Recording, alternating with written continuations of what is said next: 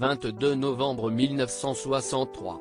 John Fitzgerald Kennedy, président des États-Unis, est assassiné d'une balle dans la tête alors qu'il circule dans les rues de Dallas, aux côtés de sa femme, Jackie, dans une limousine décapotable.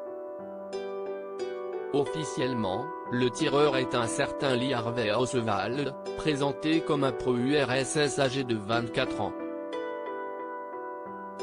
2 jours plus tard, le 24 novembre, ce dernier est, à son tour, assassiné par Jack Ruby, un patron de boîte de nuit de Dallas qui aurait tué Oswald sur un coup de folie et pour éviter à Jackie Kennedy de vivre le procès de l'assassin de son mari. Mais près de 60 ans après les faits, cette thèse officielle est remise en doute par de nombreuses personnes. Oliver Stone est l'un d'entre eux. Le réalisateur du film JFK, en 1991, exprime, ce jeudi 22 juillet, dans les colonnes de Paris Match sur sa théorie personnelle, John Fitzgerald Kennedy a été assassiné par la CIA.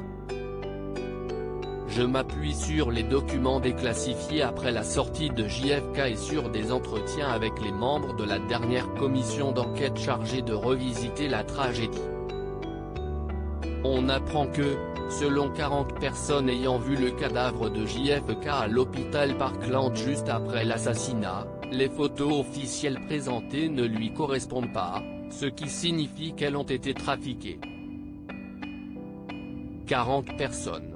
Toutes affirment avoir vu une plaie béante à l'arrière du crâne, provoquée par une balle venant de l'avant et non pas de l'arrière. Cela remet en question la thèse du tueur solitaire, explique Oliver Stone. Le tireur dont la balle a été fatale pour JFK aurait été un Corse. Toujours dans les colonnes de Paris Match, l'écrivain Marc Duguin, auteur notamment de Ils vont tuer Robert Kennedy, aux éditions Gallimard, est, lui aussi, un partisan de cette thèse.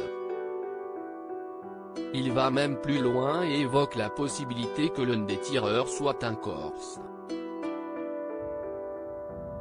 Une légende circule à ce propos, le tireur dont la balle a été fatale pour JFK aurait été un Corse lié à l'OA, recruté pour sa rapidité d'exécution dans les tirs tendus, du fait qu'il était borgne. On aurait trouvé la trace de sa rétribution à Montréal sous forme d'héroïne, explique-t-il. Ce Corse dont il est question est un certain Lucien Sarti, figure du milieu marseillais, tueur à gages de la French Connection et tué par la police de Mexico en 1972.